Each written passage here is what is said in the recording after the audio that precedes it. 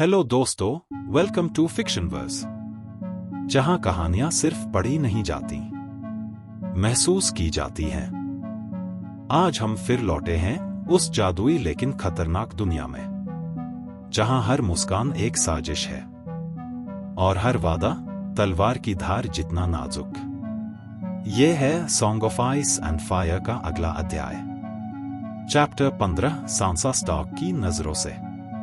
सांसा को वो सबक बहुत देर से समझ आया कि महल की दीवारें सुंदर जरूर होती हैं, लेकिन उनके पीछे की बातें जहर होती हैं। किंग्स लैंडिंग के महल में सब कुछ वैसा ही था जैसे उसने बचपन से अपनी कहानियों में पढ़ा था। ऊंचे टावर, सुनहरे झूमर, रेशमी कपड़े और रानियों जैसा सम्मान। लेकिन वो सम्मान अब कहीं खो गया था। लेडी की मौत और आर्य के जाने के बाद से सब कुछ बदल गया था। सांसा अब ज्यादातर वक्त अकेली रहती थी, अपनी सेज पर बैठी, खिड़की से नीचे की दुनिया को निहारती या फिर उन पुराने गीतों को गुनगुनाती जो उसकी माँ ने उसे बचपन में सिखाए थे। जॉफ्री से भी अब कम ही बात होती थी।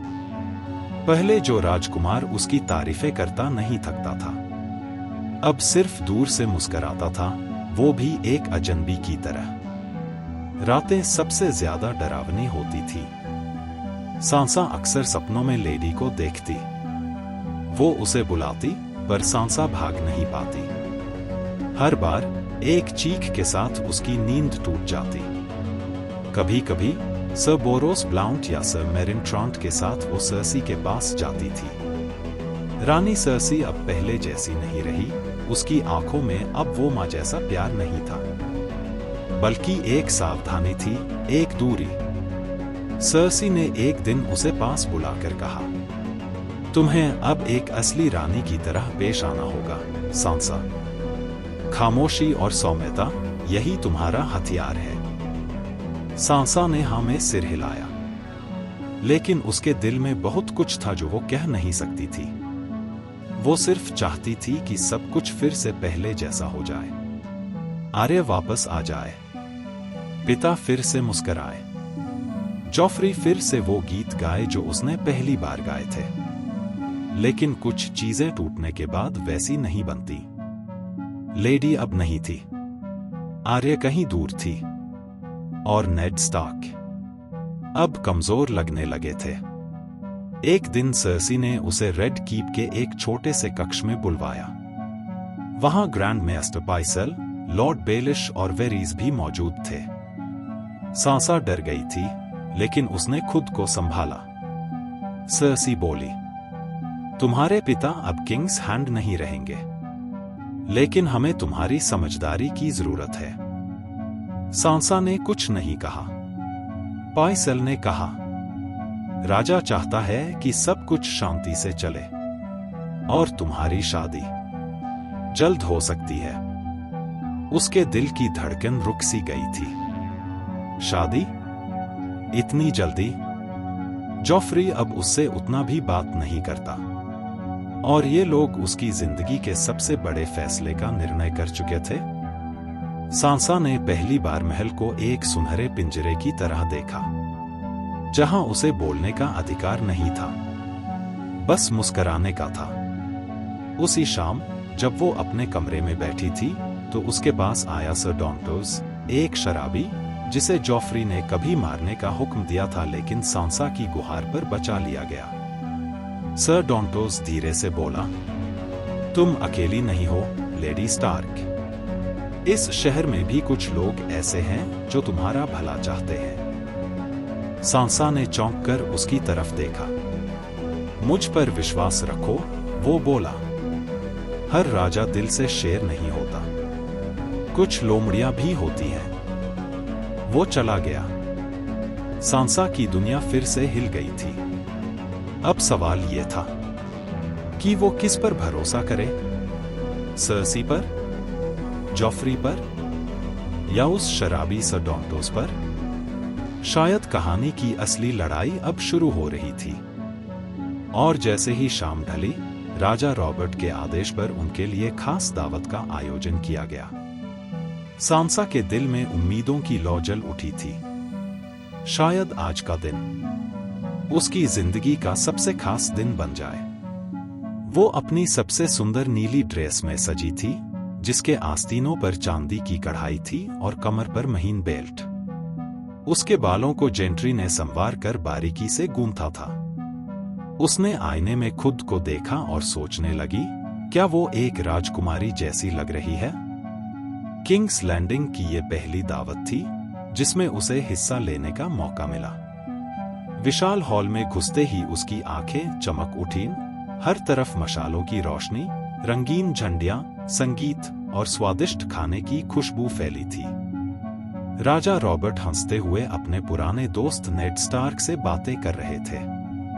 रानी सर्सी अपने भाइयों के साथ एक सोने जड़े सिंहासन के पास बैठी थी और वहीं पास में बैठा था प्रिंस जोफ्री। सांसा की नजर जैसे ही जोफ्री पर पड़ी, उसका दिल तेज धड़कने लगा। जोफ्री ने उसकी तरफ देखा, मुस्कुराया और फिर धीरे से अपनी जगह से उठकर उसकी तरफ आया। तुम आज बेहद सुंदर लग रही हो, उसने कहा। सांसा का चेहरा गुलाबी हो गया। उसने शालीनता से सिर झुकाया और बोली, थैंक यू प्रिंस जोफ्री। उस रात उन्होंने साथ में खाना खाया, शेरों की कहानियां सुनी और एक दूसरे की बातों पर हंसे। सांसा को लगा यही है वो सपना जो उसने हमेशा देखा था। लेकिन उस रात का सबसे अजीब हिस्सा आया जब दावत खत्म हुई। लिटिल फिंगर यानी पीटर बैलिश, जो राजा की छोटी परिषद का सदस्य था, सांसा के पास आया और बोला, क्या तुम जानती हो कि यह हॉल कभी किसका था? सांसा ने इनकार में सिर हिलाया। यहीं, ठीक इसी जगह कभी टारगेरियन बैठा करते थे, ड्रैगन के असली मालिक। सांसा थोड़ा सहम गई, पर अब ये सिंहासन लैनिस्टर के करीब है, उसने मुस्कुराकर कहा, और तुम बहुत जल्द इस परिवार का हिस्सा बन सकती हो। सांसा को कुछ समझ नहीं आया, लेकिन फिर भी वो मुस्कुराई और शालीनता से सर हिलाकर चली गई। रात को जब वो अपने कमरे में लौटी, उसने अपनी डायरी खोली और लिखना शुरू किया। आज जोफ्री ने मुझे देखा, मेरी तारीफ की और पूरा समय मेरे साथ बिताया। मैं बहुत खुश हूं। शायद ये शुरुआत है एक नई जिंदगी की। लेकिन सांसा को क्या पता था, ये जिंदगी महलों की नहीं, साजिशों की होगी, जहां मुस्कान के पीछे जहर होगा और वादों के पीछे धोखा। उसने अपनी डायरी बंद की, बत्ती बुझाई और एक नई उम्मीद के साथ सो गई। लेकिन महल की दीवारों में रात कभी पूरी तरह शांत नहीं होती। सांसा अपनी मां से बिछड़ चुकी थी और अब वो अकेली थी, लेकिन रानी से उम्मीद लगाए बैठी थी कि शायद अब सब ठीक हो जाएगा। रानी से मिलने के बाद सांसा को थोड़ी राहत मिली थी। सर्सी ने उसके बालों को सहलाया था, मीठे शब्द कहे थे और वादा किया था कि वो उसके लिए एक सच्चा घर बनाएंगी। तुम मेरी प्यारी बहू बनोगी, रानी ने मुस्कुराकर कहा था, और एक दिन तुम्हारा बेटा राजा बनेगा। लेकिन उसके दिल के कोने में कहीं एक खालीपन था। आर्य की चुप्पी, नेड स्टार्क की थकी आंखें और कुछ ऐसा जो उसे खुद भी समझ नहीं आ रहा था। किंग्स लैंडिंग के महल में अब सांसा का हर दिन एक सुनहरा सपना जैसा लगता। लेकिन हर सपना एक सच्चाई के साथ आता है और वो सच्चाई छुपी होती है दीवारों के पीछे। एक दिन सांसा को सर्सी के दरबार में बुलाया गया। वहां केवल रानी ही नहीं थी, वहां थे राजा रॉबर्ट बैराथियन, ग्रैंड मास्टर पाइसेल, वेरीज और पीटर बेलिश यानी लिटिल फिंगर। राजा की आंखों में गुस्सा था, लेकिन वो थका हुआ लग रहा था। वो तेजी से सांस ले रहा था और सर्सी को घूर रहा था। तुम जानती हो कि आर्य कहाँ है? राजा ने पूछा। सांसा ने अपनी आंखें झुका ली।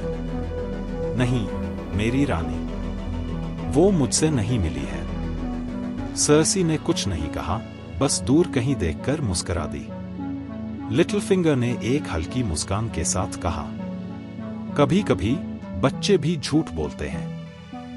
और कभी-कभी सच उनके लिए बहुत भारी होता है। सांसा समझ नहीं पाई कि ये सब क्यों हो रहा है। उसे तो सिर्फ जॉफ्री से शादी करनी थी, एक राजकुमारी बनना था, लेकिन हर दिन कुछ और खुलता था। उसका पिता परेशान रहने लगा था और उसकी आंखों में एक अलग ही डर था। एक रात सांसा अपने कमरे की खिड़की से बाहर देख रही थी। तब उसने महल के दरवाजे से निकलते कुछ सैनिकों को देखा। उनके पास मशालें थीं और वो तेजी से महल के अंदर की ओर बढ़ रहे थे। सांसा को डर लगा। उसने अपनी सेविका से पूछा, क्या हुआ? सेविका ने कहा, शहर में कुछ हलचल है, शायद राजा को कोई संदेश मिला है। सांसा ने उस रात मुश्किल से नींद ली। अगली सुबह उसे रानी के दरबार में फिर बुलाया गया, लेकिन इस बार वहां सर्सी अकेली थी। उसने सांसा के सामने बैठते हुए कहा, तुम्हारे पिता ने देशद्रोह किया है। उन्होंने झूठ बोला और राजा के खिलाफ साजिश की। सांसा की आंखें फटी की फटी रह गईं। नहीं, मेरे पिता ऐसा नहीं कर सकते, उसने चीख कर कहा। सर्सी ने एक गहरी सांस ली और बोली, राजनीति में सच्चाई मायने नहीं रखती सांसा, बस सत्ता और छवि। अगर तुम चाहो कि तुम्हारी शादी जॉफ्री से हो, तो तुम्हें अपने पिता को समझाना होगा कि वो अपने अपराध कबूल कर ले। सांसा कांपने लगी। उसका दिल धड़कने लगा। क्या यही वो सपना था जो वो देख रही थी? क्या राजकुमार की दुल्हन बनना इतनी बड़ी कीमत मांगता है? उसने कांपते हाथों से एक कागज लिया और अपनी मां को चिट्ठी लिखी, जिसमें उसने लिखा कि नेड स्टार्क को राजधानी आकर राजा के सामने झुकना होगा। उसे नहीं पता था कि ये चिट्ठी क्या बदल सकती है। वो बस यही चाहती थी कि सब पहले जैसा हो जाए। वो फिर से आर्य के साथ खेले, जॉफ्री फिर से मुस्कुराए और पिता फिर से घर लौटे। लेकिन गेम ऑफ थ्रोन्स की दुनिया में कोई भी पहले जैसा नहीं रहता। और यहीं खत्म होता है चैप्टर 15। अब सवाल ये है, क्या सांसा का सपना उसे अंधेरे में धकेल रहा है? क्या नेड स्टार्क अपने सम्मान की कीमत चुका पाएगा? और जो चिट्ठी उसने भेजी है, क्या वो वाकई किसी का भविष्य बदल देगी? तो दोस्तों, यही थी सांसा स्टार्क की आंखों से देखी गई वो कड़वी हकीकत, जिसने उसकी मासूमियों को तोड़ दिया और उसे उस दुनिया से मिलवाया जहां ताज की कीमत अक्सर खून से चुकानी पड़ती है। लेकिन असली खेल अब शुरू होगा। अगले चैप्टर में हम मिलेंगे नेड स्टार्क से, जहां साजिशें और भी गहरी होंगी, दोस्त और दुश्मन की लकीरें धुंधली पड़ जाएंगी और एक ऐसा फैसला लिया जाएगा जो पूरे वेस्टरोस की किस्मत बदल सकता है। तैयार रहिए, क्योंकि अब जो आने वाला है वो सिर्फ राजनीति नहीं, बल्कि एक युद्ध की दस्तक है। अगर आपको ये कहानी पसंद आई हो तो वीडियो को लाइक करें, फिक्शनवर्स को सब्सक्राइब करें और कमेंट में बताएं, क्या आप नेड स्टार्क पर भरोसा करते हैं या आपको लगता है कि ये साजिशें उसे तोड़ देंगी?